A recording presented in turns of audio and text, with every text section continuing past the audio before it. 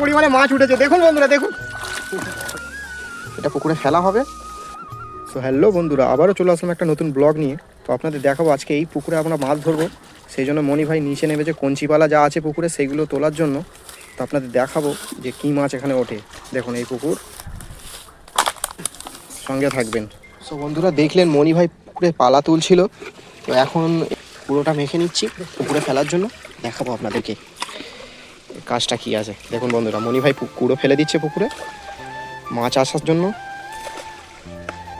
দেখাবো আপনাদের যে কি মাছ আসে। তো বন্ধুরা দেখলেন নাজুল ভাই রেডি হয়ে গেছে এখন জাল ফেলার জন্য। তো আপনাদের দেখাবো যে এখানে কি মাছ ওঠে এই চারে, আপনাদের দেখাবো। নাজুল ভাই ফেলো।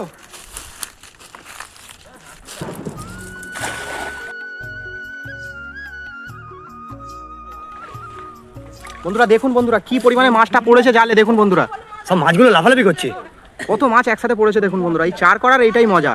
তুষ দিয়ে যে চারটা করা হয়েছিল তার কারণেই এত মাছ উঠছে। ফাইনালি বন্ধুরা নাজুল ভাই জালটা তুলছে, আপনাদের দেখাবো কি পরিমাণে মাছ উঠেছে। দেখুন বন্ধুরা, দেখুন বন্ধুরা দেখুন ঠিক বালতিটা কি হলো? সো ফাইনালি বন্ধুরা জালটা তোলার পর দেখুন বন্ধুরা কি পরিমাণে মাছ পড়েছে। দেখুন